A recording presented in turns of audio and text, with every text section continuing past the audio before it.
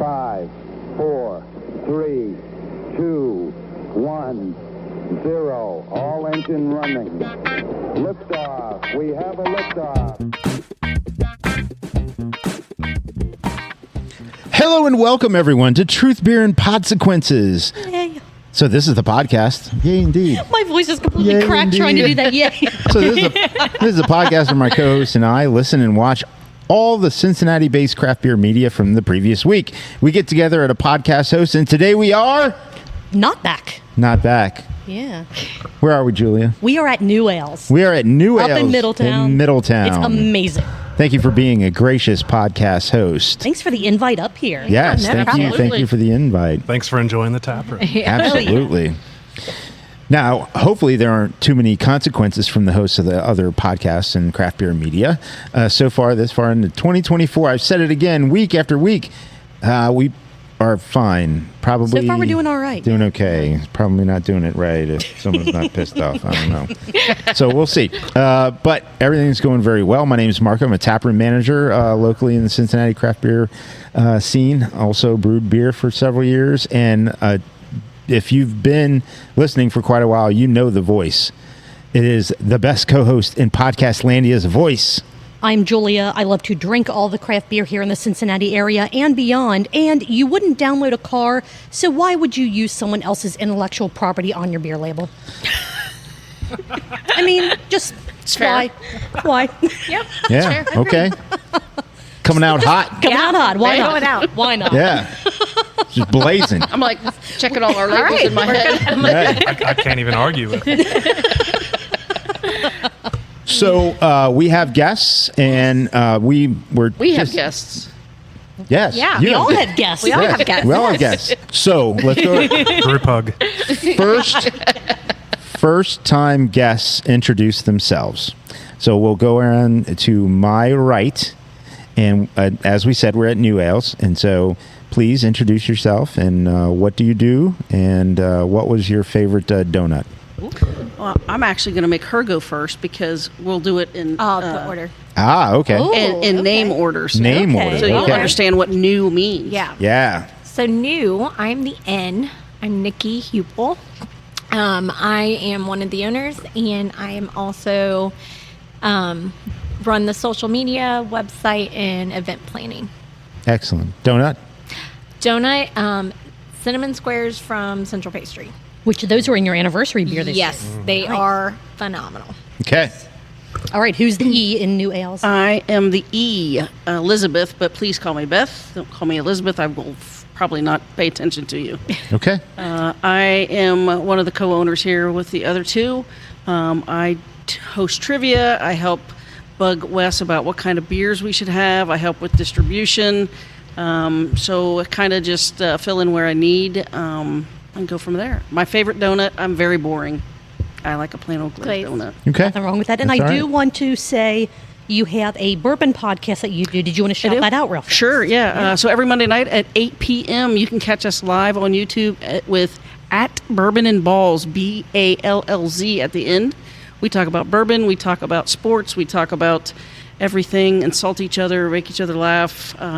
So yeah, we've got Sounds All fantastic. right. Well, it's a good Do you time. ever have bourbon balls as a dessert? That's what I was gonna say. No, but I could make some. Maybe next time you're on, we'll, There you go. or we're on with you, I guess. I'm Heck not yeah. on with me. Okay. I mean, why not both? And I am the W. My name is Weston Hupel. Nikki is my wife, if you catch the last name there. Favorite donut? Cinnamon roll. Cinnamon roll, for sure. Cinnamon? Okay. All right. Yeah, That's a- but I run the day-to-day here. I make all the beer. I deliver kegs. I MacGyver. order things. I fix things that shouldn't be fixed. And put He is our stainless jack of steel all together. trades. Yes, he literally will know how to do everything. Yes. So, yep. Excellent. So I am going to say our disclaimer. Now, keeping in mind that all the thoughts and opinions on this podcast are ours and ours alone. They do not reflect any entity which we may be affiliated with, such as full-time jobs, part-time jobs, or the establishment. However, everyone speaking for New Ales can speak for themselves and New Ales. Perfect. Having said that, no craft beer podcast would be a great craft beer podcast, and we are the #1 craft beer podcast that talks about Cincinnati-based craft beer podcasts. True. And thank you to all of you for making that happen. Thank you for everyone that's been along for the journey of almost 3 years now. Almost 3 years, And over 10,000 downloads. over 10,000 downloads. Crazy. Thank you so much. Those of you who are new to the podcast, awesome. thank you and welcome. As I said, what is everyone drinking? And we're going to start with Julia. I'm drinking Mars, and guess what? It's going to blow soon because I'm going to drink it all, so don't come up here for some. It's all mine. It is absolutely Please come up delicious. here, but you're not going to get any of that. Yes, come up to New Wales, but we I'm just, going to drink all of this. We think we just tapped the last half barrel keg because of that beer. So I have some work to do tonight, is what you're saying. Yes. Yeah. All A right. little bit. And I don't know what I have. Spruce. The spruce is loose. The spruce is loose. Thank you. And it's delicious. Everyone get over here, and when Mars is gone, you can have this or many of the other different That's on beers. the last keg too. Ooh. All right. It's a one-barrel brew house. Everything's on the last keg. Yeah, right. It's very fresh. All is fresh. All right. And And Beth. I am also drinking. It's water from Mars, and it is probably one of my favorite. It's a Galaxy hop, and Wes will tell you that I wait all year long for him to find the right Galaxy hops to make this, and then when he does, I Yeah, spend the night here at the it's awesome. Does it take a year to find the right Galaxy hops? It doesn't take a year to find them. It's just whether or not you get them. Okay. I've definitely ordered them before. You get Galaxy hops in, you open the bag, and they smell like peanut butter, and I'm like, that's not going to make good Mars water. No. Then what do you do with it? You eat your losses. Oh, dang, that hurts. Or you can use them really early in the boil and cross your fingers. Yeah. So Wes, what do you have in your glass? Because it is something a little bit different. Yeah, so I'm drinking one of our gluten-free cocktails called we call them ale tails in the tap room. It's a Moscow Mule. So it's a 12% seltzer base that we brew gluten-free, and it's no artificial flavors. It's made with ginger and lime, and it comes out phenomenal. A little bit of spice on the back end, a little bit of that ginger heat. So it's really, really close to a Moscow Mule. It's one of my favorite things to drink. So Hell yeah. I would tell you that you could probably come in here blind, and we'll get some copper cups out, and you will And you not would be have able no to tell idea. me which ones are traditional Moscow Mule and which one is an ale tail. Yeah. Oh, that's People fantastic. come in dying for that. It's like, what's yeah, the big when one? you put it in cans, when you put it in cans. That's right. Yeah. Speaking of ginger heat, shout out to my wife, Rachel. What's up, Rachel? Well played. Very, very nice. And then, Nikki, you're just hanging out? I'm just hanging out. I All got right. water. Ain't nothing wrong with that. H2O. High Everybody needs a quality designated- H2O. That's non-alcoholic beer. Yes, yes. Yeah. So we're going to start the podcast off a little bit different than normal because we want to talk to New Ales about New Ales. They were kind enough to invite us up here after Nikki has been sending us a whole bunch of events for the Cincy Beer Events podcast, which if you're not listening to that, do it. That way you know about all the amazing events that are happening all over the greater Cincinnati area. So I first am just a little curious for Nikki how you heard about what we were doing to start sending us stuff. So it was actually you guys spun the wheel, and we were on the Brewery of the Week? Brewery of the Week. So, Nice. And I was like, oh we my did god, like, oh, this this is is really cool. cool. That's awesome. I literally came, and I was on the way to the brewery. And I was like, our Taylor Swift event was on that podcast. I was like, oh my gosh.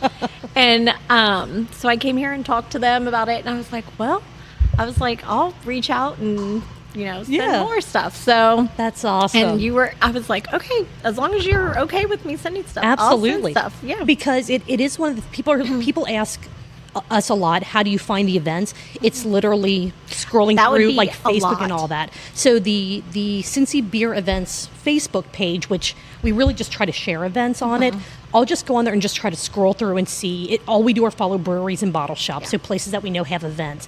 And just even then, you don't always catch everything. Yeah. So that's why we always say, if you know about something, we're going to miss stuff. You will always have a place in that repeating event you. section that I'll need to edit a little bit, listen to Cincy Beer Events this week because there were some changes to the New Ales repeating Sure, yeah. events. So Yep. you've got to listen to them. You've got to get up here.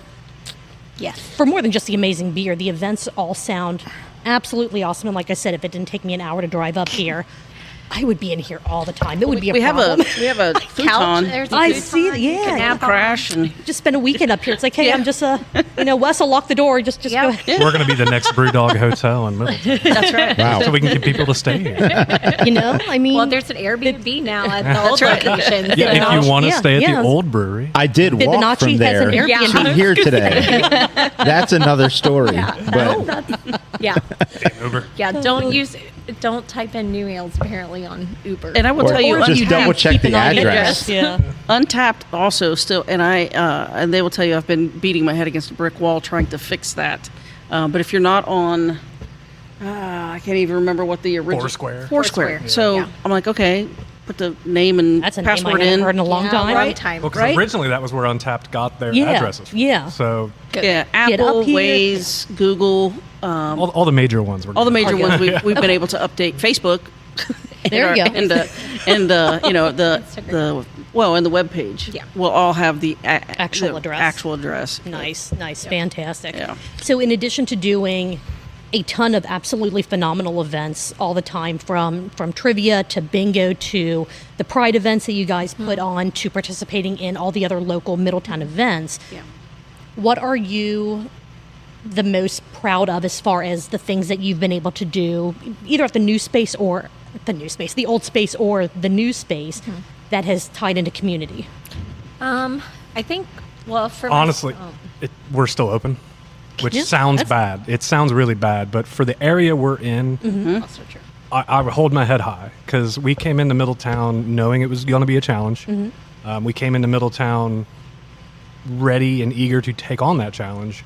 And I kind of saw us, and I've said it before, that kind of like we moved into Middletown the same way that Municipal moved into Hamilton. There wasn't a lot going on when they started taking over, and then they've kind of grown Rhinegeist and that city. OTR. With them. Exactly. Yeah. So the fact that we're still here and we're starting to see new businesses pop up in the area, if we are that spearhead to kind of bring more of a local community into the downtown Middletown area, I will hang my hat on that. That's fantastic. So, were you guys the first brewery in this area, or was Rolling Mill So first? Okay, I couldn't Rolling remember Mill the was timing. first, and then they closed when we were in the Yellow House on First Avenue, okay. and then Dan took over Rolling Mill, so it's Gravel Yeah, Gravel Road Road, now. yeah. I guess Fig Leaf wins. Oh, that yeah. I mean, They're that's like technically right Middle- on the yeah, line yeah. there. Yeah, We're we're in downtown. Yeah. that's fair. That's Oldest fair. downtown brewery. That's Yeah. fair. That's fair. Because I don't want to call this a destination brewery, but it is a place. Yeah, call it that. Like you Yeah. said, there are for a lot of people in the greater Cincinnati area, you almost have to plan your trip up here to make sure. But Sure. there is so much happening in the Middletown area now that Yeah. you could just show up on a whim and be like, I'm just going to go get some beer and then get some pizza from next door. And look at the shops over here and look at this. Or I could just walk down to Gravel Road and try some beers from over there. And White we're, Dog we're Distillery. Dora, so you can take your beer from Yeah. here And and walk walk- down the Gravel Road. We also have a great place right behind us is White Dog Distillery. So if you want to go and have, and compare mules, or get a margarita, you can do that. We have Miss Jade's Soul Food right now. I know she's moving into Dayton, into Sharonville. She's not going to last long here in Middletown. She's already announced that she's leaving, but there's a taco place, there's bourbons, there's what else are we missing Oh, here? Cracked Pot. Cracked Pot, and they just opened a new place called the Broken Barrel. So Middletown really is starting to pick up those things, and we're just happy to be a part of it. I do feel like, and it may sound somewhat cliche, but I do feel like breweries are those absolute phenomenal kind of gateways to Sure. getting people into a new area. Everyone wants to drink beer, and everyone wants to try whatever the new brewery is that's opening, for good or bad, depending on what's happening with that brewery. And like we talked off mic about, kind of the quality that brewery is willing to put out. But people coming in just to try it, that makes the community and that makes, the governing body of the city, the township, whatever it happens to be, say, okay, people are starting to come in. Let's actually try to develop the area more, and what can we do to make this more, walkable, or, the Dora area. Sure. One of the first times that we came here was we stopped at Gravel Road after the Fig Leaf Oktoberfest, tried a bunch of beers there, and then it was like, we can just take one of these beers and walk over to New Wales. And I'm like, yeah, absolutely, let's do it. It was a beautiful day and really easy walk. Yeah. I mean, come up here. I mean, Come up here. they're not next door, but the walk was easy. Yeah. You know, walk's I don't easy. want anybody listening to this think that it's like, oh yeah, it's like a couple of doors down. No, it's not, but it's not a bad walk. And And you got there's- shops in between. Yeah. You can Right, stop. right. You can grab something to eat on the way here if you don't Right, want pizza. right. Absolutely. Obviously, you're going to want pizza because the pizza here is fabulous. But there's things to do in between Gravel Road and us. Mm-hmm. it seems like there's a lot of work being put in to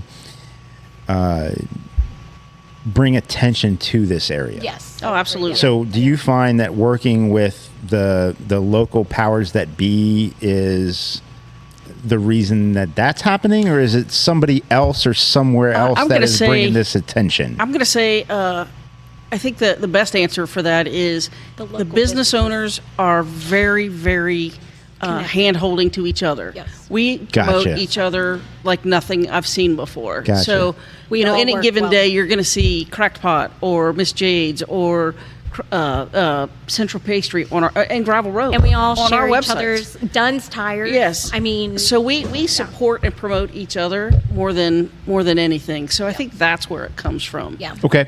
We all want to support each other. And I'm gonna kind of just go back to your question. Mm-hmm. One of the things Wes said was community. I'm going to say one of the things I'm proud of with this brewery is our demographics are almost all women. We have That's a cool. huge women following. Yep. One of the things we also pride ourselves on is our tagline is Changing beer. changing minds one beer at a time. And you get people coming in saying I don't like and I've trained our bartenders to always say yet and then give them a taste of something. You know, our IPAs don't taste like a regular IPA, our sours don't taste like a regular sour, or what you've experienced. Sure, sure. I'll put the quality of our beers up against anybody's because, you know, not only is he a jack of all trades, he is a wizard in the brewery. He makes everything. You're a wizard, Harry. You're a wizard, Wes. You know, and he's a clean freak, Yep. which is essential Great. for a good beer. Absolutely. So, Absolutely. If you come in here, majority of the time he's cleaning more Yes. than he's brewing. That's all I do. Yes. yeah. It's a great life.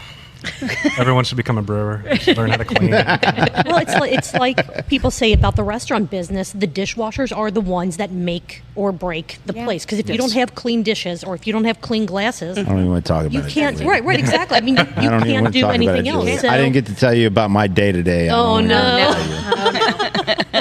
So Wes, since you pop back for a minute in between Kolsch batches, what beer are you most proud of? Or is that kind of hard to say, or is that more of a Probably the- seasonality kind of thing?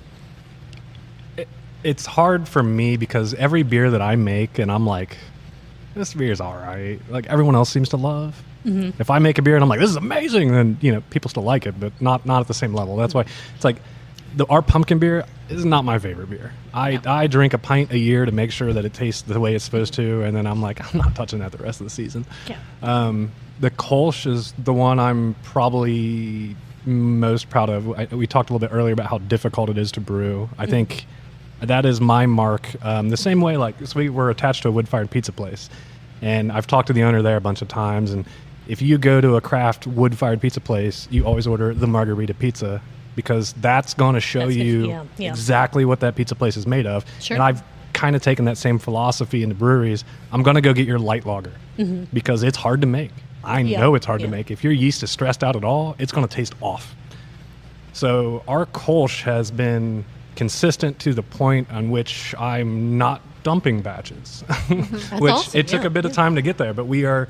It's just a clean beer that every time is exactly the same, and what more could you ask for on a production level than having a consistent product that people can come back to? They know what they're going to get. Because that's a lot of the problems out there. I mean, It is. Sure, you go into a brewery and you're like, oh, I had this beer last time and I really liked it, so I'll take that now, and it doesn't. Taste doesn't. the same. They're like, No. there's And something. I'll say that's one of the things that got the three of us into this was, we weren't consistently getting the same beer week after week after week. We kind of just looked at each other and said, "Why aren't we doing this? You know how to do it. I know how to drink it, so let's. I'm organized, so So there we go. It's a perfect trio. Absolutely. That's all it takes to open a brewery. That's right. That was it. So are there any beer styles that you haven't made yet that you would like to try, and just due to the limited space, timing of everything else you're doing that you Probably, I'd like to dive more into lagers. We're getting to the point in the year where I will start making them for Oktoberfest. We got the Marzen coming up. We got a Dunkel coming up called Holt Brewery. That is awesome. I'd like to do more of those styles year round for sure, but tank space, take a they while, take a long time. Yeah. That's probably the one thing that I'd like to do more of and can't. Right. Okay. And then two kind of selfish beer style questions, or maybe not even beer styles, but just types of beer. Have you ever done a spicy beer like habanero Not yet. or anything? No. Okay. Well, okay. yes, in previous jobs. Okay. But not not at- new ales. not at okay. new ales, no. Okay. Because I have to admit, I love hot pepper beers, and anytime I see one, I don't care if I am melting in my seat. I need to try it. Julia loves hot sauce. It's She loves pretty different bad. hot That's a good beer sauce. name. All right, I- let's do the wing challenge. Okay. I'd I be mean, up for I that. will, like your shirt says, I will be swearing the entire time, and I will say this is a terrible idea. The F word is like, it's like my It's job. not- it's the best word out there. She works with kids. So she needs to. Yes. do it. Yes. So, for some clarity for the listeners who may not know, how big's your brew house? What size are your fermenters? And if you were going to get an extra fermenter for lagers, what size would it be? Oh. So the brew house is 1 barrel fermenters. We got 4 halves, 4 half barrels, 1 barrel, 3 2 barrels, and 2 3.5 barrels. Ooh, okay. All right. That's a 3-batcher right there. Oh well, we 3 batch into the big ones. We double batch into the with single batch. We'll do 1 batch and split it into 2 tanks and ferment it with a different yeast or a different dry hop just to see how it comes out. We'll sour one, not the other. Add fruit to one, not the other. Get the same beer. When we were in Yellow House, that was definitely how we kept tin taps up. Because we were constantly splitting batches. Since we've moved in here, I've backed off on it some because it's more of keeping up with people's demands. Obviously we have a lot more customer base here.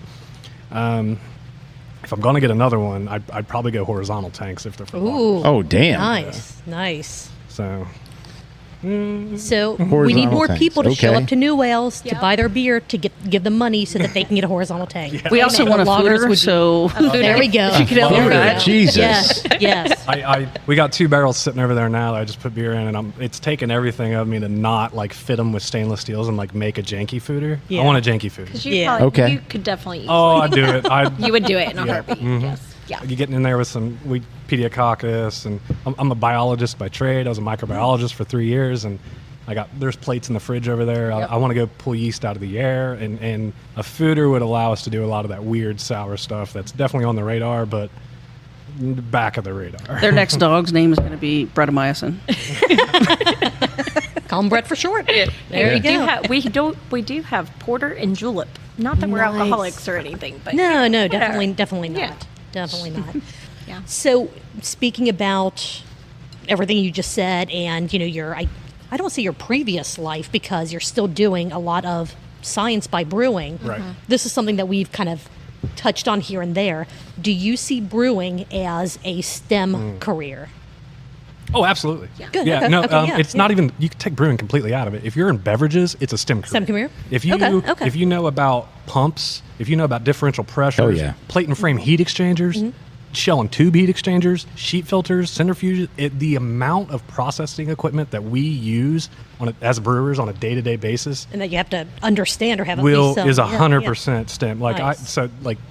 I came from beverage factories before I got into brewing, and that gave me the platform just to understand stainless steel, how to clean it, the valves, what they did, the pumps, which kinds I needed, whether it had shear forces in it or whether it was a peristaltic pump. Do you need to pump air?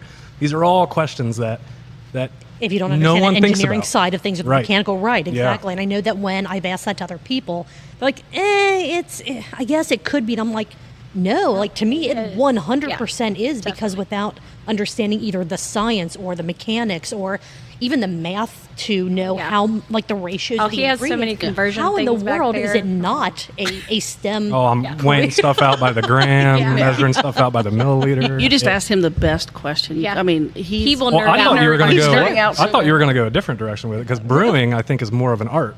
Yes. Oh, I think I there's agree. definitely a Yeah. blend, but I feel like Well, there's steam There's- also. Steam is adding art to it. okay, So I have not there heard that. you go. Okay, okay, perfect. The educator. Educators are Absolutely, absolutely. I'm a drinker, so I like to cook. So if that helps. Yep. But I feel like cooking is more of an art. Baking, that is where that Whereas science comes in. chemistry- Yeah, Because I don't like bake. when you cook, you're just like, oh no, just a handful of this, and but if Right. you're baking, you're like one salt granule wrong. Yes. It's fucked. Right. It's done. That's why I I'm don't so bake jealous at of all. the bakers though and the cookers because Oh like my God, they get to right. add stuff and then taste their ingredient or taste their product instantly and see what the change is. It's like And you're just like, I could taste this instantly, but it's not going to it's taste not good. like I'm gonna put it in there and then we'll find out in like 3 weeks and hopefully my notes aren't drunk enough. Yeah. Like we'll get some data. Right. That's awesome. So canning, because I keep looking over at the cooler, you do sell some 16-ounce cans of some of the beers. Correct. You fill growlers. Do you do crowler fills No. as well? Okay. All right. I wish I had a crowler. Okay. Might be next on the purchase list, maybe. And So come on into New Ales and Yeah. buy some beer so we can buy a crowler. Absolutely. and a side. fooder and a horizontal tank. Yeah, there you go. Yeah. Yeah. Okay. So if someone wanted a beer that you didn't have in 16-ounce cans, are you Growlers. You can do that. Okay. So it is growlers or whatever you have pre-filled. Yeah. Okay. All right. Gotcha. Fantastic. So, just fun question. Go around the table. What's in your fridge right now? Beer wise, alcohol wise. What do you drink? What are you drinking now? And back when you had the start and the passion for craft, what was it then? I think it. But I'm probably gonna steal Beth's answer. You are. Yeah, because I You worked. can have the same thing. It's fine. Well, it's because we've had these I was conversations. underage and I was I had a not. boss and I was working for a very large beverage company and he was feeding me beers because There we you were go. on a retreat somewhere and that beer just happened to be Sierra Nevada's Pale Ale, Okay. which at the time hated, but they were free. So you're gonna drink. And I didn't get a choice, so I was drinking them. And I think after that night, I was like, well, nothing. I think it was like 2016 to 2011, and it was like that was when I feel like it's been toned down a bit since then. But I remember Pale Ale being real it hot. punched you in the face. real Yeah. hot. Yeah. Oh yeah. Yep. And that's what attracted me to. But go ahead and say what's in your fridge and. What is in my fridge? Whatever people bring me. It happens quite a Fair lot. question. Yeah. Right now, I was gonna say. I got regulars all day long bringing me in beers. I think there's a Hoof-Hearted in the fridge right now that I'm supposed to save and drink with the guy who brought it in. So shout out to Steve, Okay. the mythical Steve, the I was legend of gonna Middletown. say, I was gonna say, yeah, is that yeah. the same Steve? It is the same Steve. Yep. Yeah. And what's in his fridge is what's in her fridge. Yeah, I so- mean, we Yeah, share a fridge. sure. I also have You need to get your non-alcoholic. own fridge just for Yeah. your stuff. Yeah. Well, there's wanna- not much. I drink water majority of the time. Do you want to talk about the non-alc I space was for a gonna minute? say, Yeah. yeah. We did start selling non-alcoholics here recently. We've got Athletic, and we also have 2 sours from Urban Artifact. They're seedless mango and seedless strawberry. The strawberry is my favorite. So we do actually have some of that in our fridge at home. Did you get that seasonal shandy from Athletic? No.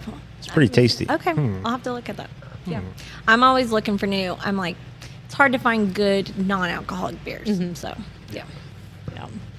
I'm an IPA person, so Sierra Nevada did start me out, and then I went to Green Flash's Ruination? No. Palette Wrecker, There you go.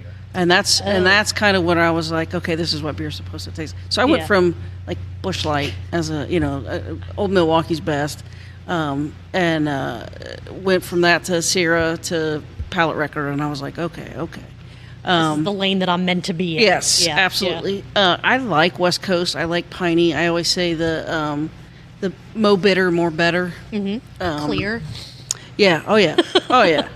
So I keep trying to get him to do hoppier and hoppier and hoppier, and Maybe one day. maybe one day. That's what I get all the time. So what's in my fridge? Shout out to Sonder right now. I got some You Betcha in there. Solid beer. Hop chata is usually in there. if I'm going for quantity over quality, I got Coors Light in my beer There is fridge. absolutely nothing wrong with No, that. it's a palate cleanser. I will fully admit that when it's this freaking hot People are outside. gainfully employed there as well. Absolutely. Miller Lite though because it's local. Well, that's, Oh, I'm even That's below that Natter Days. I don't like those. I tried. I like sweet, so I think it's it fair. works. Okay. So for me, it's like I'm done mowing the yard. It's sticky. You need it's some disgusting. post-mow I'm just like, lawn. I know. I'm kind of like, can you We- open the POS system up before we Yeah, leave here? Because I want to bring stuff home. we can do that. We've got a friend that, he's a brewer at Miller. So Yeah, cool. yeah. I it mean, is. I've been in beverage There's- industry for yeah. 15 years, and even when I was at jobs before jobs, like I've worked with people in the beer industry for the entire time. Mm-hmm. Like my first job, my plant's controller came from Sam Adams down in Cincinnati. Nice. My second job, my boss was from Miller Coors in Trenton. It's just like you can't get away from it. Everywhere you go, Yeah. especially if you're in beverages, man, you know everybody. Well, and to me, it's one of those things to where if that's what you like to drink, just Who drink cares? It doesn't Yeah, impact me in exactly. any way, Yeah, shape, or form. exactly. Or if I come over to your place and that's the only thing you have and you offer me one, that's going to be the best damn beer that I have that night because It's free, I'm it's drinking cold. with friends. Right, and you're drinking it with friends. So Right. who Well, and, cares? and like I said, later this week I'm going down to Asheville, and Wicked Weed gets so much crap, and maybe rightfully so. But and I think it was more about their talk after they sold too, and more because they More so weren't than the they beer weren't itself. broke when they started. I mean, so No. stop saying that. But the beer hasn't changed Yes. at their brew house. Funkatorium hasn't changed, Delicious. except for I got maybe the way, bigger. maybe the way they're they big. I can say back. back. I don't know, 8-10 years ago, I had a coworker go to Asheville and want to bring back some beers for me. They brought back Pernicious IPA from Wicked Weed, and I texted them that night. I said, this was the best IPA I had ever had. I can remember that moment. Now, does it taste the same now? I don't know. Yeah. I mean, to me, yeah, there was a lot going on there because I think, in a way, craft beer people wanted to think that Wicked Weed was very much against, we'll call it big beer. Yeah. And much in the same way that Lagunitas was, right? So Lagunitas was very much like this one person was the face of Lagunitas, the owner of Lagunitas, and we are not big beer. And then they sold. Yes. And then the same thing happened to Wicked Weed. And then Wicked Weed came out in a commercial basically trying to explain, hey, we're It's- the same. Exactly. And It's you really know, hard to build your brand on being an anti-establishment brewery and then then sell out become- to the establishment. Like Right. you're Yeah. going to lose some customer base. Sure. Sure, that Liquid might be exactly the same, but it's the message And we've for all your had customers. that. We've Yeah. had that conversation. I mean, if someone comes AB in InBev comes knocking on our door, maybe not AB InBev, I think we've talked about that. But if Miller Coors comes knocking on our door and says, "Hey, here's a check for X amount of dollars," if we'll sign nothing a else, we'll sign a non-compete for a year, and then we'll start again.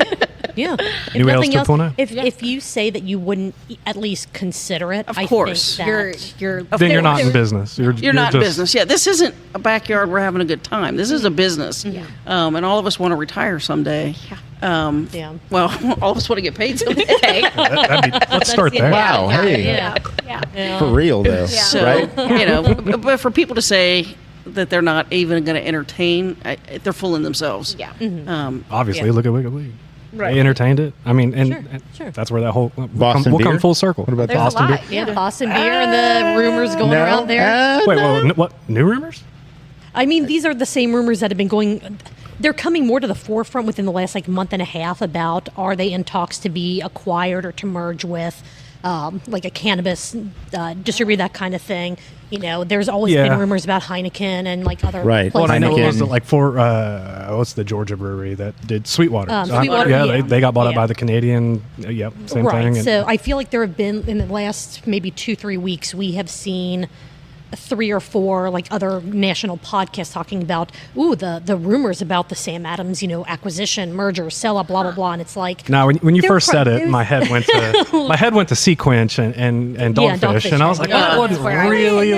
Yeah, no, this I see this as new, but I have a feeling that those talks are always happening. We have a friend that says, always do the interview, even if you have no intent, because you might learn something. So Right. it could just be they're having a conversation that has nothing to do Right. with any type Right. of merging together. And this is me, obviously being good friends with Jim Cook. I know. Yeah. I know. Just Speaking y'all of- are- Great dude. But it's Yeah. just like everyone in the industry talks, and just because there might be a conversation happening doesn't mean it's any more than just that Right. and No, just a It's conversation. Well, that's- exactly like what I said So, earlier. yeah, They probably yeah, all know 100%. each other. Right, exactly. That's exactly how the Dogfish Head Boston beer merger happened. Yeah. Yeah. They just They just started talking. they started talking, and They said, "Hey, my portfolio doesn't step on your toes at all. Vice Right. versa. Right. Why don't we do this together?" Yeah. I mean, Sam was getting old. I know that.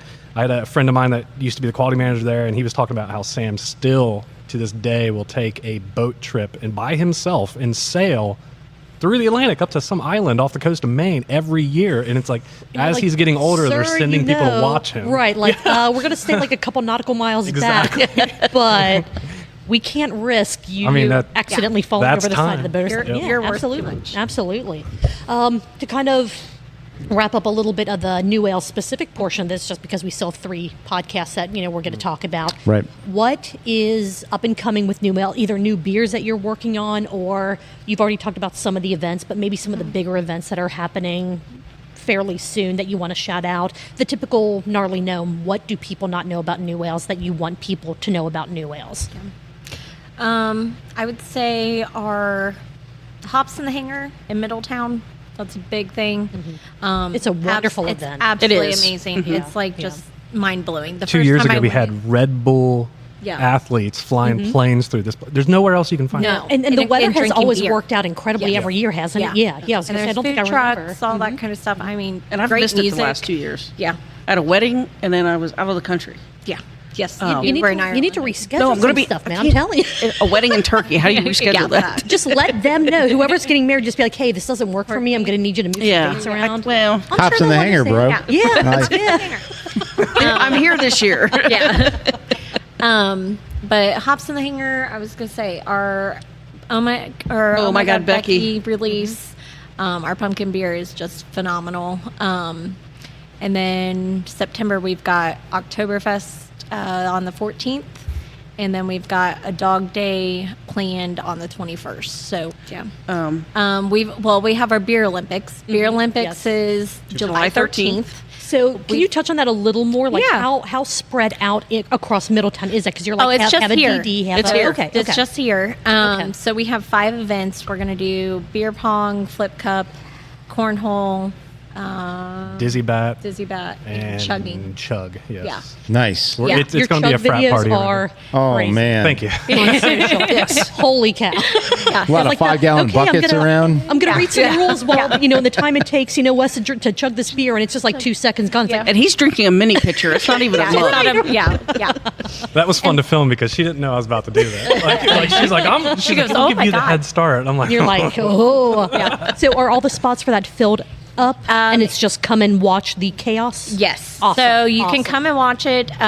We encourage you to come and watch it and cheer on a team. They're going to be in costumes and That's awesome. all that. So I'm really looking forward to that. We're still, we're trying to organize the day. First time that we're doing this, so we'll figure it out. It'll be a But blast regardless. It's going to be very entertaining. So yes, highly recommend July 13th. And we also have a couple more days left to sign up for our speed puzzle. If you Those like have doing taken puzzles, off. oh my like gosh, the other it's breweries, and insane. stuff, it's insane. it's funny how competitive people get. Oh my god, no Nuts. kidding. Like people come in matching shirts. Like Wow. And then 2 of the girls, the first one we went, That's a bit much. We had I'm kidding. Hey, I would be that person. I would totally be would. that person because I'm obsessed with puzzles. So that's how we kind of got this going. Nice, okay. And 2 of the girls met each other At the at con. the first event, Yep. right?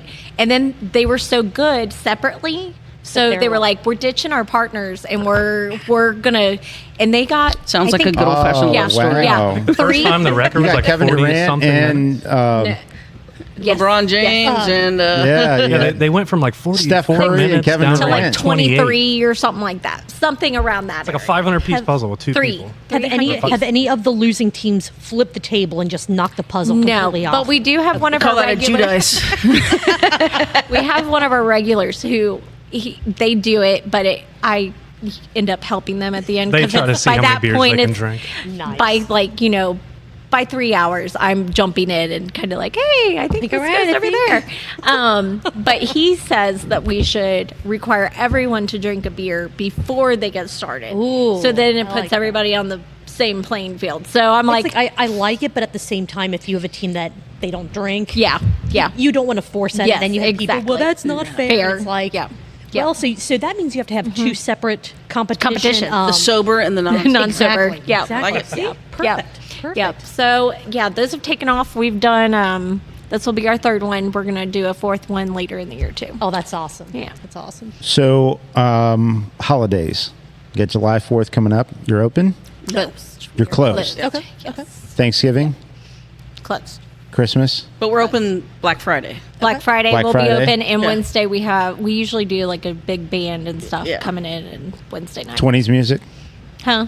Yeah, 1920s. Big band. Oh Swing. yeah, the swing big action. Yeah, swing. Put your fiddle Yeah. skirt on. Yeah. Yes, Yeah. absolutely. Yeah. Nice. Christmas, Christmas I don't Eve think or we're day. open Christmas. I think we closed down, like last year we closed down a week. A couple days. Yeah. Okay. Because it's Weekend it's between. usually slow in between there. Well, and it gives us time with our families. Family. And Absolutely. Yeah, that because kind we of don't thing. really do that throughout the year at all. So No. yeah.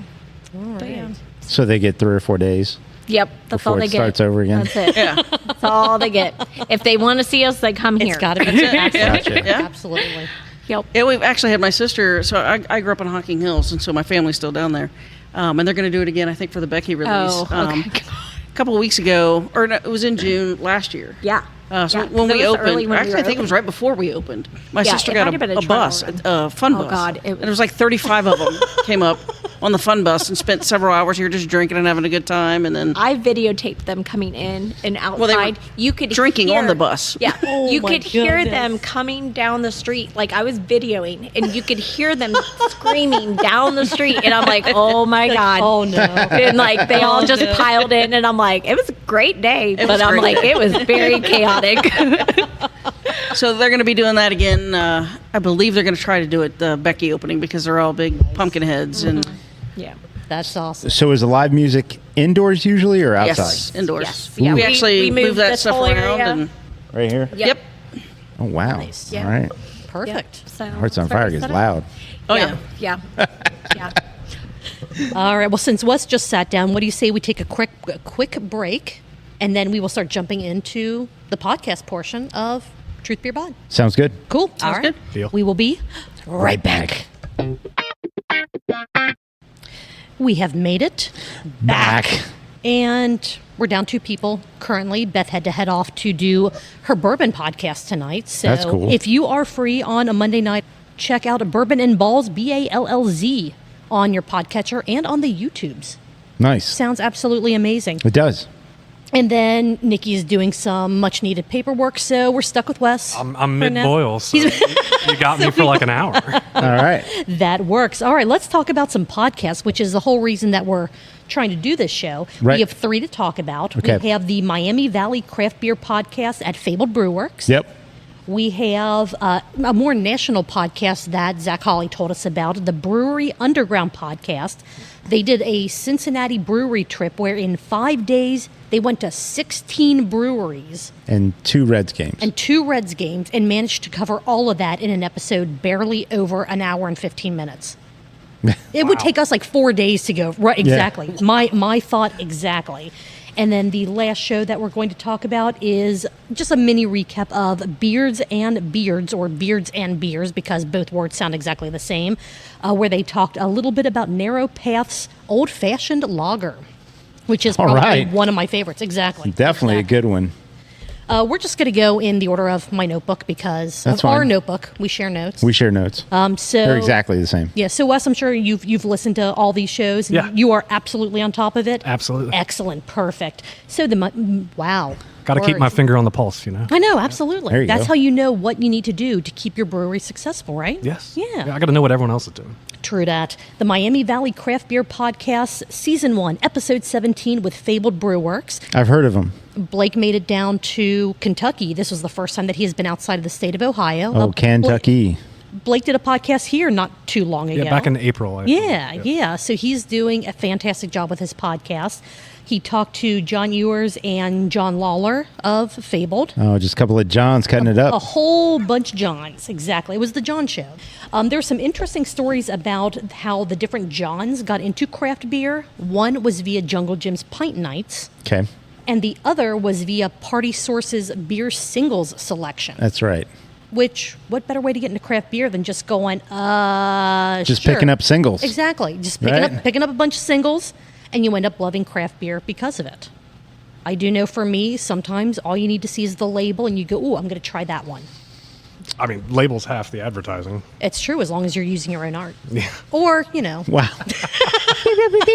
I had to tie this back to the very beginning of the show with our introductions because, why not? John talked about his history as a brewer. He's been a pretty big part of Listerman and Streetside. And he talked about how different it was for him going from a very manual brewing process at Listerman to a more, I don't want to say automated, but a much more Much more computer controlled. system at Streetside. So Wes, for you, how many different have you ever been on a super Oh, yeah. Yeah. Okay. Yeah. Well, it wasn't a brewery. My first job was with a beverage company that was, fuck it. It was Nestle. So, we worked They for... do water, right? Right. But I worked at the one factory that did tea. What? But yes, all of that, when our brew house that made nothing but tea was very similar. We had one guy that worked behind a glass panel and flipped valves on a computer. And when you go down to Asheville and take brewery tours of very large breweries like Sierra Nevada, you see the same thing. All the technology is the same. So Yeah. Do you have a preference? Because I feel like while one may be physically easier, you don't get to be as involved in the process. Yeah, if you're... Or is that just like a dream of mine because No, I've you're never right. done it? If it's a manual process, you feel like you are touching the product a lot more. It's very much an art. If it's a manual process, I'll sit there and bump my valves until they're exactly where I want them because I'm OCD like that. But when you move into a much larger process where computers are controlling your valve timing sequences and everything, I think you produce a much more consistent product. Yeah. It's much more consistent. So there's nothing, I don't want to say wrong with either one of them. It's No. just there's a difference in... I love them both. It's a size and a money and a capital thing, and they both do a job. Yeah. Okay. Well, John's experience on those two different types of systems really helped with him deciding what he wanted to have at Fabled when they were trying to set up the brew house while they were working on opening up. Wes, I have to There. ask, were there a lot of teabag jokes? All the time. Yeah. I mean- figured. I started with 10-pound tea bags, and then when I was there, we actually moved to 7.5-pound tea bags. Oh, yeah, it was a okay. lot of tea. We had to cut the bags open and look at what was inside the bags a lot. Ooh. A lot of bags. That's That's great. their Mexican lager is surprisingly the most popular beer that they have on their tap list. Not surprising. Well, that's what I was thinking. I would think that, yes, in the summer it's going to be a bigger seller, but the fact that it is one of the top sellers year-round, I mean, it's kind of a perfect, crisp beer with a little more flavor than just your standard lager, light lager. I don't know. I thought why Fabled would- was doing more of the fruity beers and the They thick do, beers. but they also have... It's funny that the contrast of that is their best seller. right. Although it is It's a going to Mexican be lager with lime. because they don't sell Bud Light. That's true. That's true. Although it is a Mexican lager with lime, so it is still slightly, I don't say fruited, but Right. the air quotes, it is still not a plain Mexican lager. That sounds weird to say, but you know what I'm trying to. We know what you're indicate. trying to say, Julia. Exactly. They had something that I have a feeling you might understand a little more than some of the other bigger breweries. The struggle of getting the word out about a brewery when you don't really have a marketing team. When you're going purely by What word about of when you mouth have one? and social Jesus. media. Well, and this is true. That's the but I mean, struggle for it's- everybody is getting word out. I mean, Yeah. we have people walk in the door all the way along. We didn't even know this was here. And you're like, we've been here. So for I can- Everybody works a so while. hard to I get can the relate name. with Fabled a lot on that subject. Yeah. I'm sure Dan down the street has this. Anyone Sure, that's not sure. pushing out 10,000 barrels a year needs to get their You, you try so hard to get the name of your brewery out, and some chick in Nashville decides to go Haktua on a video, and that's all you see for 2 fucking weeks. And you're like, it's what like, is this? like I'm over here trying to do work, like I'm trying to get people to understand what I'm doing. I'm trying to get you over here to try some of the craft things, the artisanal stuff that we're doing. I just want to be the Luke Bryan. I'd find her and put a beer in her There you hand, go. take a Be like, picture, hey. call it a day. Yeah. There you go. Like, damn it. Like, what does it take today? But it is. I mean, even if you have a social media presence, you have people that are very into craft beer in whatever the area is that still go, oh, I've never heard of this place or that place. And like, to me, I'm going, yeah, I mean, I try to be a little more conscientious about what's out there than maybe other people. But at the same time, there are breweries that have been open for years that someone has never heard of. Right. And I can't figure out in my head, how do you make those breweries, those names more public, more widespread without, again, dropping thousands, tens of thousands of dollars into marketing that, again, depending on whatever algorithm you put it out into, they still might not see. Might not you get know? returned. Yeah. Have you found a specific way that has been better for you guys to get the brewery name out there than others, or is it just you still have no idea what That- makes some people just walk in the door? Yeah, for us, the Dayton Ale Trail has a big impact. We get people in here Saturdays, the day that we'll have people coming in from up north. Such a great marketing tool. It's the best marketing tool we have. It's such a great marketing tool, and I'm not going to give away, where I used to be the taproom manager for, but it's local to this area, and I would see so many people with that Dayton Ale Trail. Oh, that book. How come Cincinnati doesn't have one? I have no idea. I don't know They what did, didn't they? Back in the day. I don't know. I don't know. That was the myth I heard. I They- heard they had they, one. But they don't currently, and I don't know who would be the person to point the finger to make it. Yeah. But The closest thing that I'm aware of is Ohio on Tapped, yeah, but that's not just Cincinnati. That's yeah. all of Ohio. yeah. So, yeah, I don't know. And I Wait, think there's that more outside of Cincinnati. Cincinnati? Apparently so. I've never seen it. When drawing up a business plan for your brewery and looking at locations on where you want that brewery to be, make sure you're not in a dry county.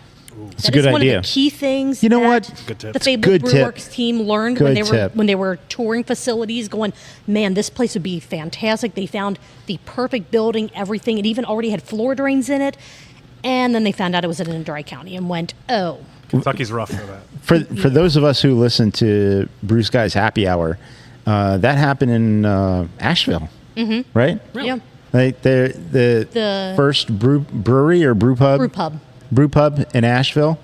It was a dry county. They weren't legal. But then Like, the they guy had- who talked to the governor or the mayor, someone like in higher up in whoever controls it. Yeah. And he's like, so I really want to do this, and they ended up changing They changed the it. law to say, oh, Went out and got we signatures. like this. Yeah. Yeah, you can come in. But- Asheville wouldn't have been a thing had this one brewery not decided, like, hey, we want to do this. Yeah, It always takes one person to do the work to get the rest of the people. everything going. How's it feel to be that for Middletown? I'm not going Yeah. to take all the responsibility. Notice he said responsibility and not credit. I'm not going to take the responsibility for this. I'll take a little bit of take the a little glory bit of of the it. credit. But I won't take the responsibility. They talked a bit about their mead and the mead program that they have, which is something that I would agree with what John said in the interview. Cincinnati is lacking in mead and meaderies and mead production places. I feel like What's the meadery just ratio? isn't I mean, right, if we but have 70 plus breweries in the greater Cincinnati area, how many meaderies should we have? maybe 1 to every 7 or 8, or 1 to every 10. That seems like a lot. So seven So meters? yeah. I mean, I think if they're spread around, like if you look at what greater Cincinnati is, you have northern Kentucky, which Fabled has covered. Sure. You have all of Cincinnati up to Middletown, even up to the great cornfield that they call Dayton. So Listerman I don't has think that there mead. would be. Yeah. Valley Vineyard has mead. I know on the Date Nail Trail, well, I'm also I'm blanking now. Hairless Hare has mead. Okay. Yeah. Okay. They're up north in Vandalia. So we've Isn't named that an 4. onion? And I think And not there corn? was one over in Mason that was asking for help a year. That's the same dysfunctional- guy. Yeah, The that's same guy, yeah, okay. that was, Dysfunctional Delights Delights. closed. Okay. and they brought him on and Fabled. They They said, "Hey, Yeah.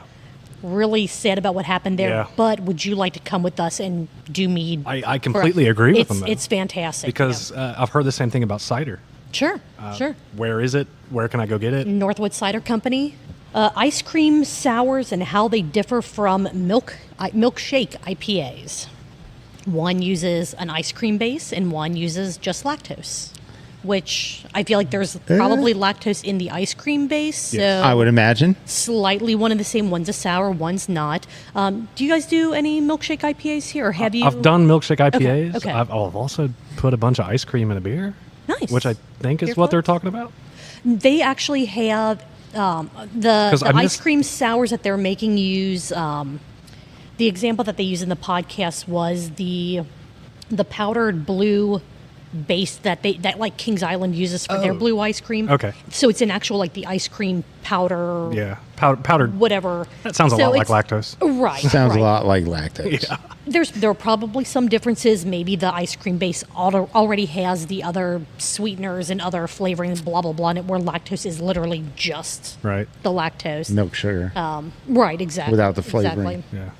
So do you try to, just because of things like people with gluten intolerances, Right. lactose intolerance, all that, do you try to avoid allergens No. in your beer as much as possible? Not at so all. you just kind of make whatever. Do you have a way for people to tell? I state them. Nice. Yeah. Perfect. I came from food Perfect. safety. I came from quality assurance, and part of my job was reading nothing but ingredient labels, making sure that Mm-hmm. Yes. all the allergens were claimed. So I know every major allergen there is, and like right now, if we Put it up turned there. on the menu, you could see little asterisks next to the beer Nice. that had lactose in Nice. them. We do the same thing for tree nuts. We do the same thing for coconuts. We do the same thing for chocolate and soy. So Perfect. What about banana?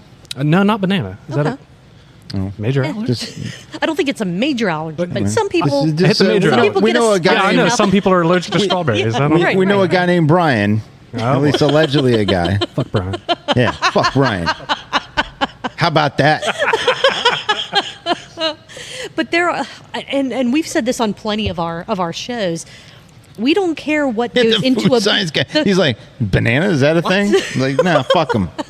It doesn't. No, that's, I am an FDA person, so I will Yeah. adhere to the FDA FDA. laws It's- for sure. it's What like about it's just- celery? See now we're going with celery powder. Ooh, is there a difference? Oh, celery powder is Oh, is wow. a preservative actually. So Okay. Oh. Okay. I did not know that. No, but just somebody's like, nah, I don't like celery. I'm allergic. well then, I mean, we'll Then- probably then name you the could- beer There's no- something like there's no- celery root or There's no out. It's just water and what? And hair, and a couple calories. I Yeah. don't know. water, and hair. Whatever Hopes turns and dreams. Whatever turns plants green. You know. Chlorophyll. We got the Chlorophyll. chlorophyll guy talking Yeah. about. Yeah. Yeah. Yeah. See, that's You're full of shit, guy. That's all that I'm asking for from a brewery is if you have a beer that has an allergen, especially a major allergen in Yes. it. You have Just to state men- it. just- You have to state it. There are some places where it's not very clear. If you're looking at the tap list, there is no indicator there. You have to go, "Oh, I'm interested in that." And for every single beer, you have to ask the bartender, Does it have this bananas? have X, Y, Yes. and Z in it?" Yeah, Or celery. If you're brewing you with said, major just allergens, mark- yeah. you have to declare it on Right. your label, on your menu. End of story. And some places, it's Love just it. Thank you. To me, it's not clear enough. Like they might have a tiny asterisk, and Right. then like way below the tap board on a laminated piece of paper off to the left, that's kind of half hidden by the crowler machine. These beers may contain allergens. It's like, no, make Yeah. sure like if all your tap list is the same color, the ones with allergens make it instead of the beer names are yellow, make them blue. Something Right. to where they stand out at a quick glance. I walked into tap rooms before over on the East Coast, and they were boiling lobster to put into beers, and I'm just like I walked into the room. Right, Do you you're have an like- EpiPen behind the bar? Because if not, Because- you're about to be really liable for something. Right, Like it, right, it- it's- that's not something to mess with. No. People's health is much bigger than what we're doing.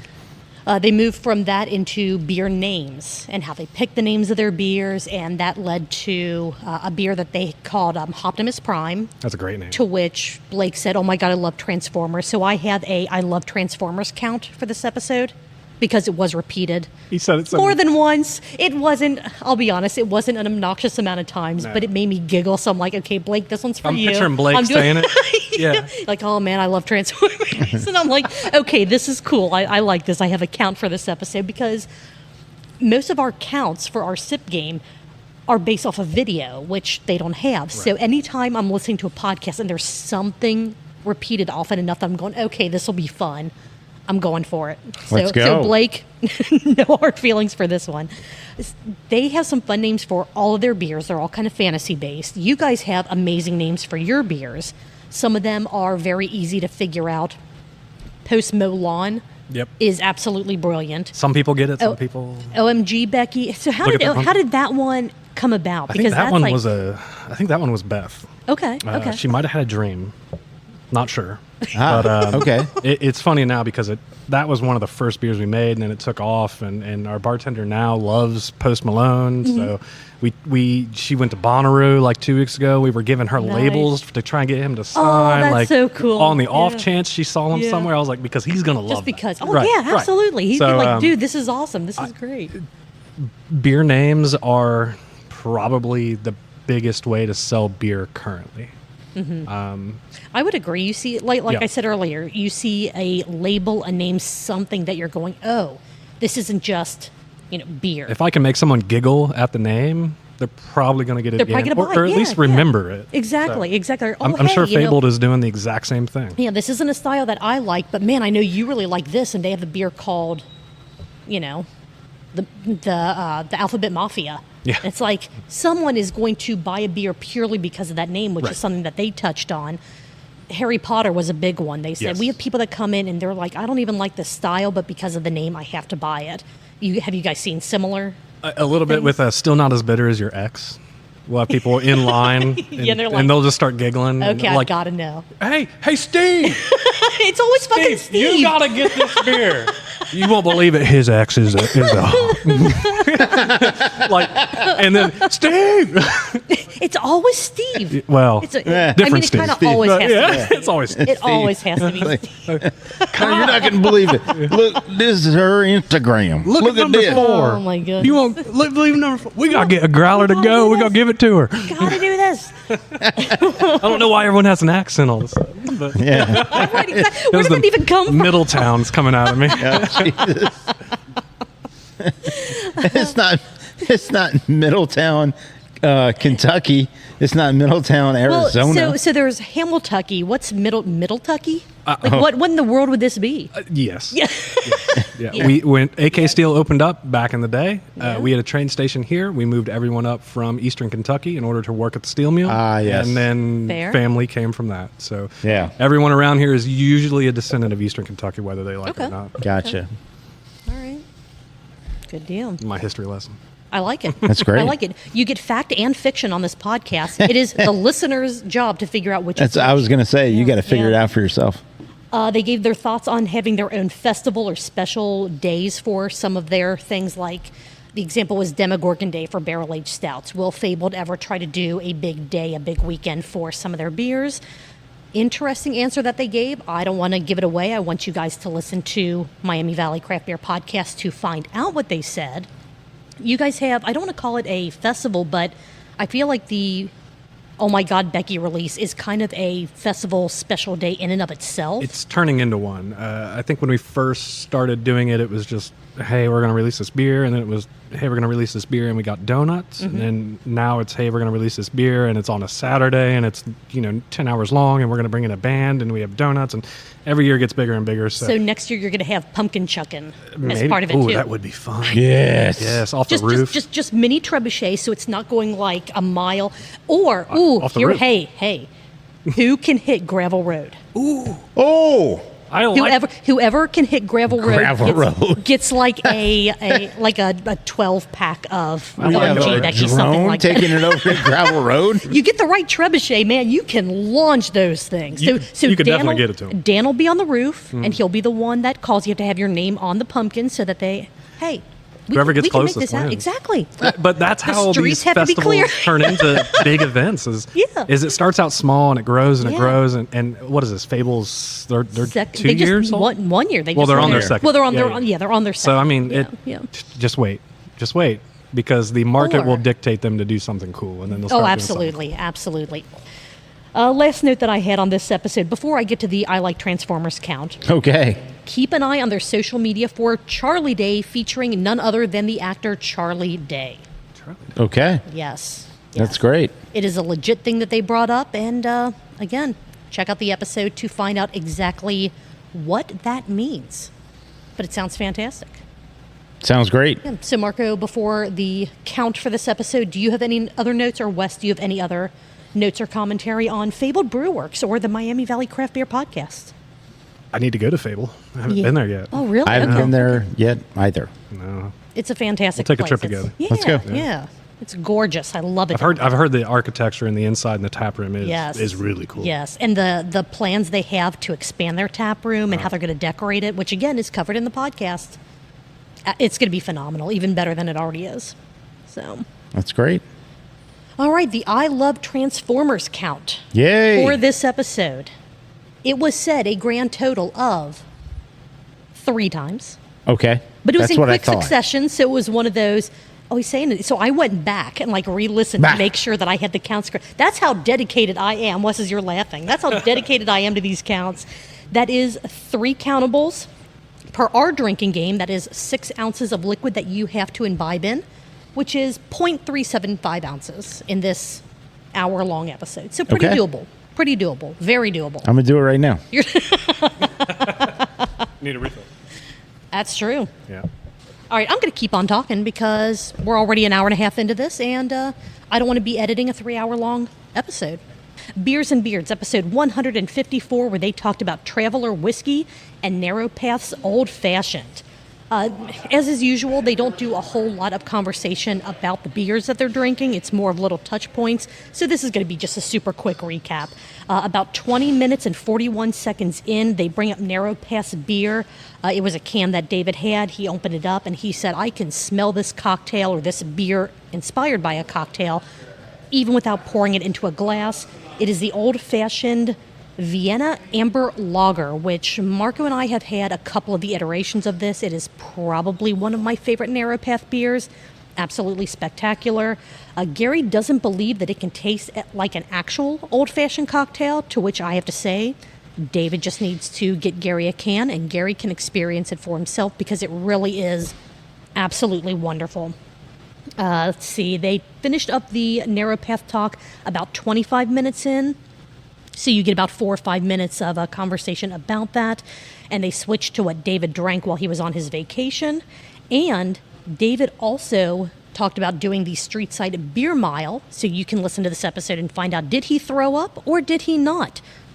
2 other things that I want to mention that they talked about. Who did Avril Lavigne marry? Was it Pete Wentz or Derek Wembley? That was a huge topic of conversation for these two, and being a child of the, not really a child, but being around and heavily into the music scene in the late 90s, early 2000s, I was screaming in my car trying to give them the correct answer. Eventually they got it, but it's kind of like being a ghost where you're screaming things that you know and nobody hears you. And then the last thing that I'm going to touch on before taking my own quick break, about 45 minutes in, they talked a bit about the Ohio Craft Brewers Association taking on franchise and distribution laws and the whole lifetime control that a distributor has when a brewery signs with them and how it's archaic and really needs to be changed. They said that they want to get Michael Amon from, formerly of Adina Brewing, on the podcast to talk about it because it is a huge conversation, and I think that the 2 of them would have some absolutely incredible things to say about that. But that's about all for the beer talk that they had on this episode of the Beers and Beards podcast, and we will, perfect timing as Marco and Wes are walking back to the table.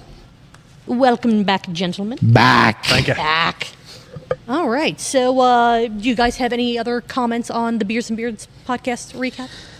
No, I mean, they could just decide at some point whether it's beers and beards or Beards and Beards. Beards and beards. beards and beers. The words sound the same. Every Beers time I and say beards. it, I feel like I'm saying it wrong. Yeah, yeah. All right. But The B&B podcast. There you go. B&B. Perfect. Yeah. Yeah. Perfect. And it's funny because they never talk about beards, but they do talk about bourbon. So why not the Beers and Bourbon podcast? yeah, They could do very that. rarely mention beards. Do they have? I mean, we just need to I'm- get more I'm beards. assu- I'm We got assuming, yeah. Better beards? Me and Dan will go down there. That I got to works. grow mine back, though. That works. Man, Dan's got some beard. Dan- Dan's oh my got the God. beard. Yes. His beard. Yes, he does. It's like He's the envy of, Down to belly- I'm pretty sure, every brewer I've met so far. probably.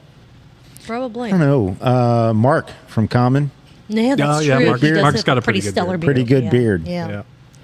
There needs to be a brewery beard competition at some point. like, God. like kind of, That you know, sounds like 10 years ago. everyone brings your favorite beer, and everyone does that, and then just the winner gets to swap a sixtel or whatever up. It also whatever sounds like you every brought. I tap don't know. room 10 years ago. It's like, Yeah. wow, look at all these beards Yeah. and flannel.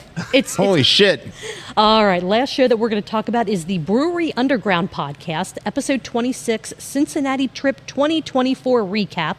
This is one that Zach Hawley mentioned to us. He said, "Hey guys, there's this podcast out there. They did Cincinnati brewery trip. You should talk about it." And I went, "Okay, let's do it." So I didn't catch it. Where were they from? Nashville. Okay. Yeah. So one of the guys was from Cincinnati and moved to Nashville, and I believe the other gentleman on the show just has always been in Nashville, or I couldn't. We're not going to gather hold it where. against him, but No, no. I mean, they Our come to beer's Cincinnati, better. so it's absolutely. We have beer. Yeah. Nashville has macro. They have macro. They have, it's fine. I've been there. I struggled to find good craft beer. Now I'm here. Much It's happier. it's a neat place to visit, but there's not enough there for me to Yeah. want to stay down there, and that's fine. Well, Garth Brooks Teach has a their bar own. now. Great, you can go down there. That's another one I can avoid then. All right, this episode was an hour and 18 minutes, and they talked about 2 Reds games, and they did pretty decent recaps of 16 different breweries.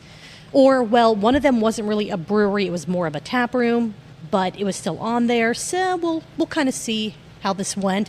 I don't have a ton of notes because it's just going to be us talking about saying exactly what they're saying in it. But holy hell, 5 days, 16 breweries. That's a lot to fit into an hour and 18 minutes. Well, Well, and they were talking about went- drinking bourbon in their Airbnb, like in the evenings afterwards. I'm like, I would be dead. Like, I don't think I could do that. I think the old guy cheat code is that they were only drinking tasters as they Could went be. around to the breweries. But yeah, 16 breweries. Which two- I only was able to write down, I think, 15 of them. Like, I tried to. Well, okay. Let's see what you got. Okay, so they had Westside Brewing. Yeah. Bad Tom Smith. Yep. Both Fretboard and Highwire at Factory 52. Yep. High wire twice. Correct. And I do have that as the next one. They made 2 trips to Rheingeist and Highwire. Yep.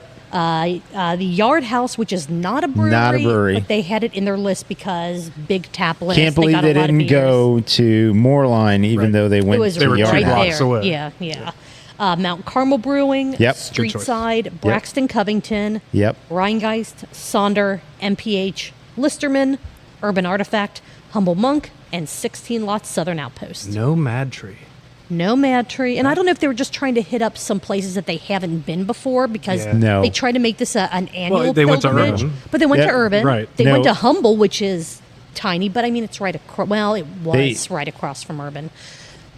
Even when they got to the point where like, we wanted to go to some new places and some places we've been before. I'm like, this isn't a tease for anything. Like, I mean, you're either going to new places or.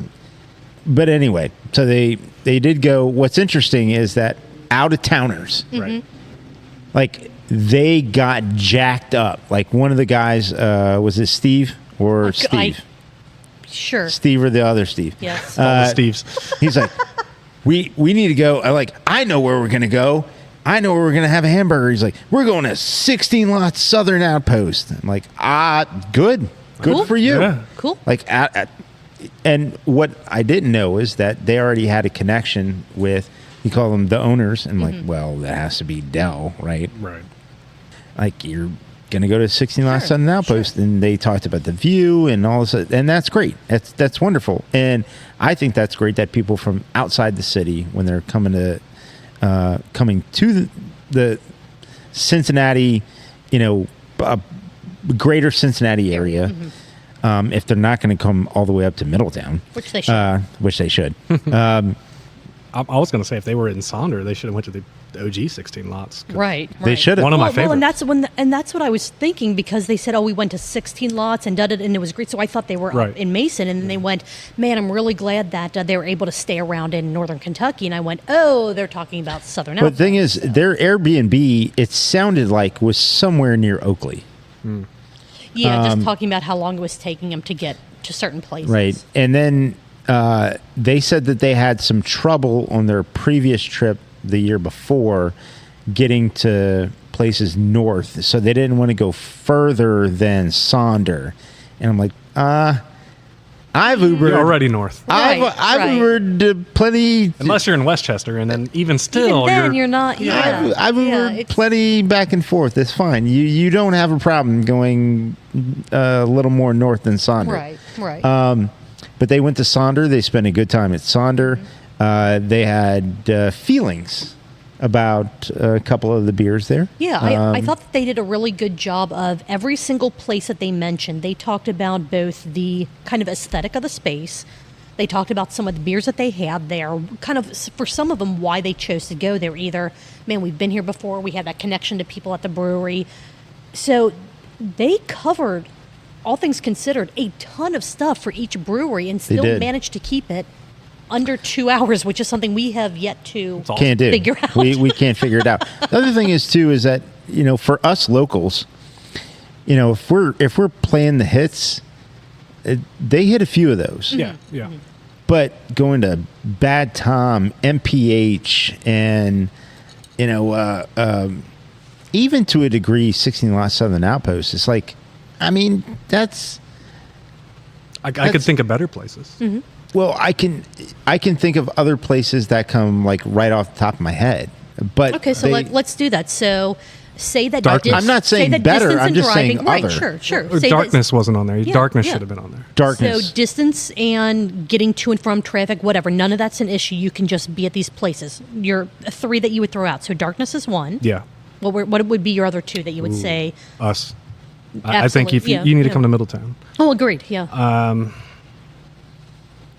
I'm not mad that they went to No. MPH. I think they went. I spent yeah. many dollars No, but I'm at just MPH. saying if for because I'm sure that they're big listeners to our podcast. So when they listen to this and Right. planning their next Cincinnati trip, I think it was a miss that they didn't go to the Common Beer Company if they were at Mason Mm-hmm. Sonder. Well, and they didn't go to what's right next to Common. Why can't I think of the name all of a sudden?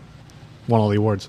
Narrow Path. Narrow Path. Narrow Yeah, Narrow Yeah. Path. They should have been the Narrow Path too. Should have gone to Narrow Path. Absolutely. Mm-hmm. The other thing is, like, we mentioned it, like, you were a block away from the Moorline House. Right. Why didn't you go there?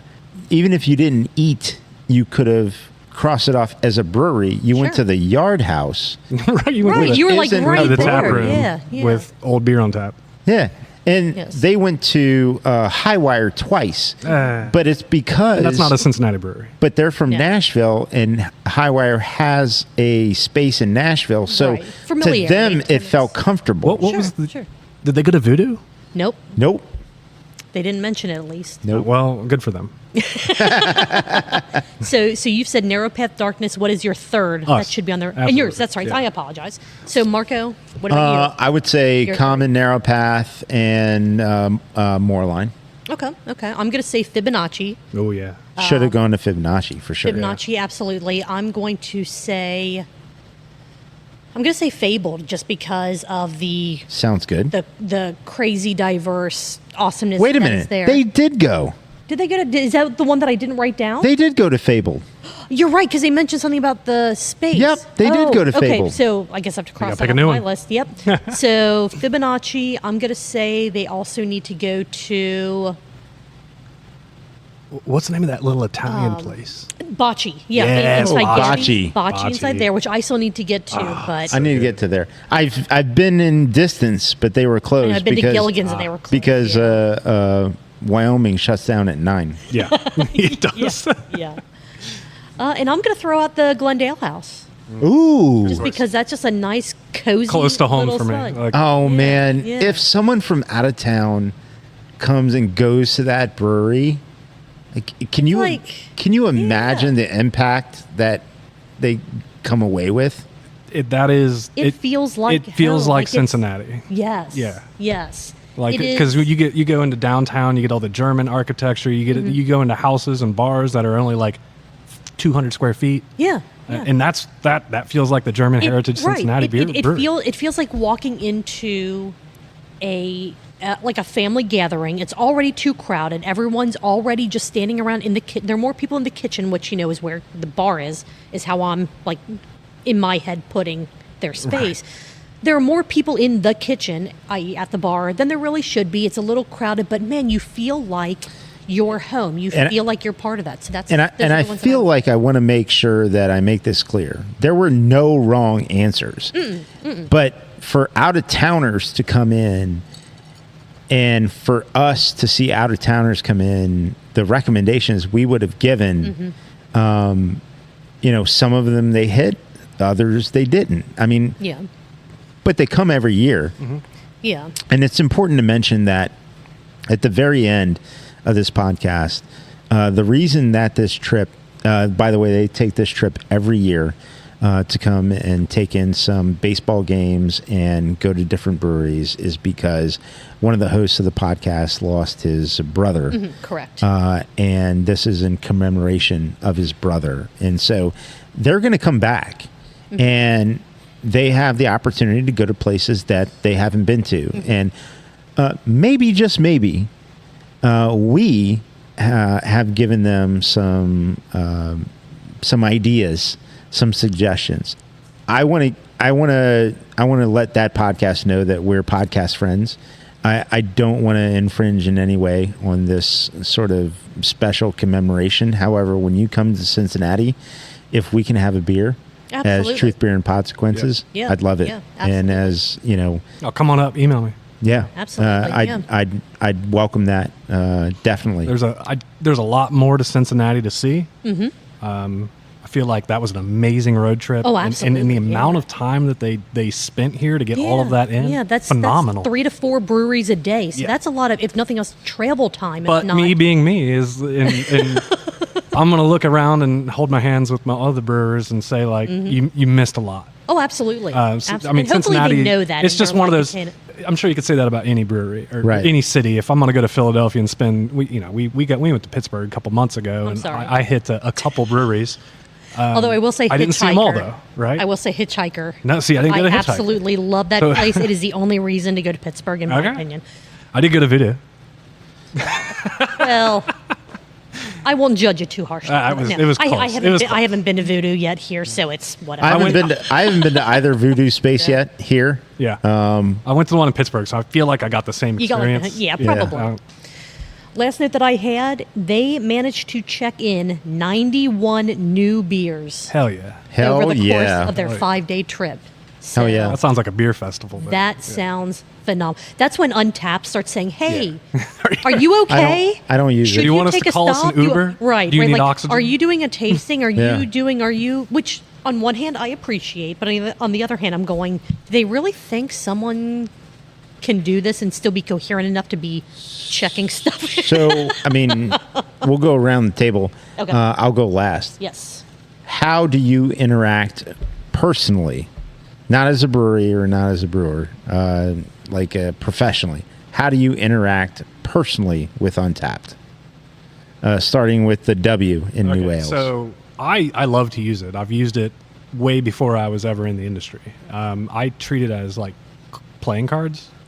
I like to, especially before I was in the industry, I used it as basically a check-in. My wife would go to the store and pull up Untapped to see which beers I had, which ones we didn't have. If I liked it, she'd buy it again. It was great. Since I've been a brewer, I have if I do check in beers, they do not get ratings ever.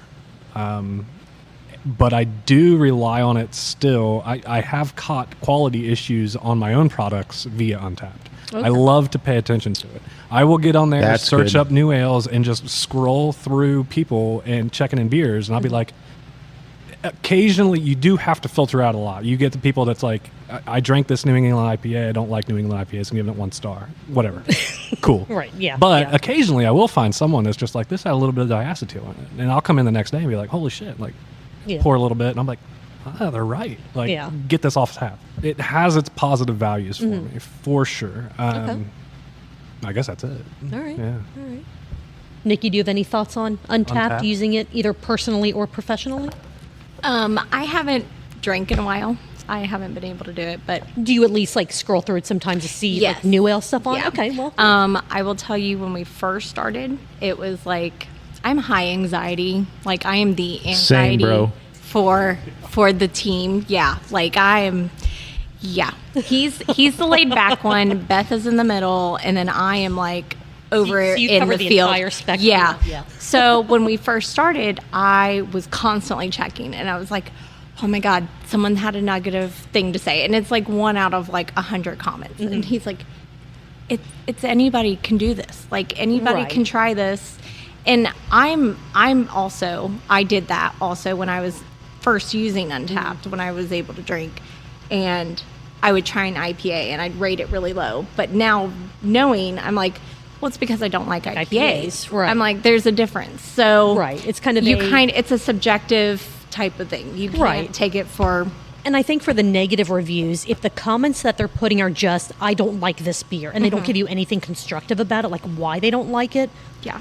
you kind of have to write it off. Yeah, you can't do But if anything. they say something like you said, there was some diacetyl taste, or it just, I've had this before and it Yeah. didn't taste the same as last time, Right. then maybe that is something that can Yeah. be looked into. I will say that because I never leave a star review. I Yeah, leave I don't- everything as yes. unrated Yeah. now. But Yeah, same. if it's a good beer, I'll tell you in the comments. Yeah. If it's a bad beer, I'll tell you why I think it's a bad beer in the comments. That's about Hey, it. then Yeah. that's So because that. I know that's getting back to the brewery in the same way that I'm reading the comments. If they check. I'm not bringing down your score by doing that.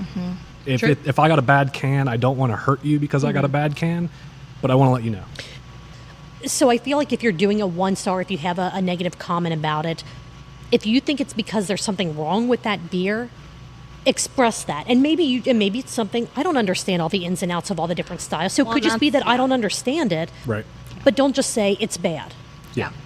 It's Well, not and that's all of his beverage background. Did you already talk about sensory and stuff? A bit. A little bit. Well, If you would put together, because I think Rheingeist did this years ago, or maybe it was Mad Tree, like a sensory panel to try yeah. to show people what Well, off flavors are there. so It's like we- I want to do that so bad, and Yeah. I Did don't that know how with to our do that. grassroots group. We had a meeting and we had people come in because I kept telling him, I was like, people would really be interested yeah. in Yeah, this. Yeah, we did that. We dosed Post Malone with little 5 milliliters of each off flavor, and we had people taste them. I was like, "This is what this off flavor tastes like." And we had this a is- bucket in the this is middle how it's so people created. Could just be pour like- it out afterwards. And then you find out the really weird person's like, man, I love this Love this. buttered popcorn Oh, beer. yeah. I yeah. want to. yeah. Well, it's funny how many people were like, "Oh, I get this all the time." And you're like, Like you're not You supposed should to. do. Yeah. Yeah. Marco, close out the conversation. What are your thoughts on Untapped? How do you use it? And then we will let these wonderful people get back to their day. I use it for business, and for personal use, I've stopped tracking or stopped Just checking in things. anything. I And always forget. many years ago, I would check in, and then I used to rate, and then once I became a brewer, I stopped rating anything. Yeah. My use with Untapped is strictly professional. I do not use it personally. I may every now and then log into the app on my personal app to search something from a brewery to find out information, but I do not in any way actively, check in, rate, or comment on beers, period. The amount of time and effort that it takes to put together a solid quality assurance, not quality control, quality assurance program that means you're catching issues before they leave your door is way beyond the budgets of any of our local breweries. I mean, when I say any, I mean like Rheingeist might be to that point. They're about it. But even if you think about that, the number of times that you hear about, and I'm using air quotes, like major issues with a beer release from anything local, Right. are so few and far between that even though they can't potentially spend the money for that type of program, they are still so very aware of what they're making and what they want to put out in the world that I don't want to say they don't need it, because that would be something fantastic for everyone to be able to do. But they're already so hyper aware of stuff that it kind of checks itself. I definitely think that goes hand in hand with the way that this community speaks to each other, from behind the scenes. And, we can look back, 4, 5, 6 years ago when, let's just say Listerman was taking a baseball bat to, a pallet of beers. And they were like, yeah, like people were like, yay, you're, destroying the beer because it was bad. And, you caught it. It's and like, and people were like, they're not going to let beer we don't want, hit the market. Everyone else in the industry calls that a recall, and then we get shit on for it. But now I think that breweries are catching this stuff. Yes. And they're like, nah, take it off. Yeah. We're taking it off. And, we don't need to necessarily, shout out that, hey, we tapped our brown ale and turns out that it, tastes like socks. Yeah. It's just brown ale's off, not having it. Yeah. And I think a lot of that is technology is improving to the point that it's not becoming a gigantic cost to have a dissolved oxygen meter. In order to do some microbiology, you could almost build an incubator with a cooler and a light bulb. Well, you could.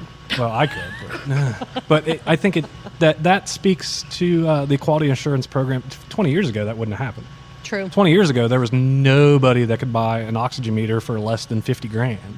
And now all of a sudden we're seeing like Anton Par put out density meters for like $100. Like, so why wouldn't you? Right. Spend $100. It's still an investment, but it's a much easier investment to make too. So I think things like that, and the way that technology is moving is helping smaller breweries definitely get a better quality program underneath their belt, which is only going to help the industry as a whole. I hate when anyone has a bad experience at any brewery because it makes us all look bad. Sure. If you go to your local brewery and you don't have a good experience, you're not going to go to another local brewery. I think some of that also is the way that brewery responds to if you take, a beer back up to the bar like, hey, something about this just doesn't taste right. Can I get another one? If their response is it's fine and they're not willing to kind of just believe you about it, that also is a huge thing. Like, we as taproom managers need to make sure we're always talking to our bar staff. If it does not look right, stop pouring it and talk to somebody who is a supervisor or a brewer and just stop pouring it. Stop pouring something that doesn't look consistent to the product that it should be. Yes, that's and the bartender, if they're not paying attention, they're just gonna pour it and serve it. Like, yeah, there it is. Yep. That comes back to training, and so I call that the cost of non-quality. If I serve a product that is not up to my quality, it's going to cost me. Yeah. I'm not making $3 off that pint of beer. That's costing me a loss of a customer, the loss of the word of mouth that they're going to tell their friends. That is the cost of having a non-quality product. Absolutely. And I will say, just to give a shout out, our employees are just top notch. They're on it. Like, I know that anytime there's something that looks kind of off or anything. Yeah, I come in here with sticky notes on kegs that are completely fine. They just didn't pour off one pint. which I love because we've had the same bartenders since we've opened here. We've had zero turnover. Awesome. We're paying our people well, and we have a lot of the community behind us that come back and see their favorite bartenders. So that's awesome. They're just they go over and beyond. So I know that was the biggest fear with finally moving over here. Oh my God, like getting employees right now is awful, and it's a nightmare, and there's so much turnover. And Wasn't that hard? And I'm you're like, nope, they're pretty just easy. coming. People are 2 just blocks over with us. like, and they'll come up with ideas, and we're like, yeah, that sounds Yeah, great. I'm like, back here running around, and they're like, you know what we should do is do this. I'm like, yeah, you go ahead and do that. That's awesome. Like they're on it. So I That's just awesome. have to shout out our people because they're just amazing. Absolutely. So, yeah. Absolutely. Yeah. That's awesome. Yeah. That is really awesome. And you have an awesome thing going on here. I hope everybody comes out to Middletown to New Ales, and thank you for inviting us, and thank you for continuing to share all the beer events that you guys are putting on with us so that we can let as many people as we can know about them. So Nikki, Wes, and Beth by proxy, even though she abandoned us, she decided we weren't worth sticking around for. But that's well, okay. we didn't have It's fine. bourbon. We We didn't have bourbon. No. There's some in the back. Thanks. Thank you guys so incredibly much. We appreciate you guys to the ends of the earth and beyond. And I've always wanted to try to make it up here more frequently than I currently do, which is not very often, but I need to be better at that, because if you don't support the places that you absolutely love, Amen. you're not helping them out. Yeah. So I'm going to make much more of an effort to get up to Middletown more frequently. Thank you. And hopefully I see you guys around next time I'm up here. Oh, yeah. Yeah, Sure. maybe you're willing. We'll do this again at some Absolutely. point. That sounds great. Yeah. I mean, Mondays are always free. Monday. All right. It's just me in here making beer. Beer, So, yeah, or cleaning, one or the other. Awesome. All right. Well, We'll set something else up on the calendar. sounds good. That'll be great. All right. Well, Marco and Wes and Nikki.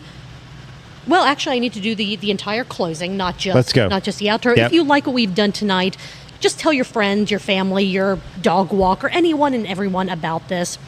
Follow us on social media. Go to truthbeerpod.com. That's where you'll find links to absolutely everything from our social media to our email address to our other podcast, Cincy Beer Events, where we shout out all of the absolutely amazing beer events happening in and around the greater Cincinnati area.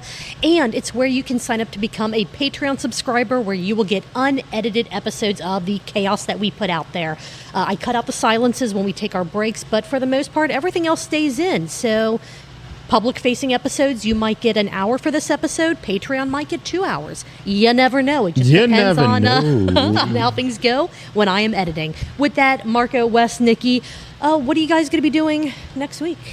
I'm going to be doing Something like this? something like this with you. I think they are going to probably be here doing something like this. Brewing With each beer and other. cleaning. Sounds great. We will Cheers, see you all everyone. soon. Cheers. Thank you. Cheers.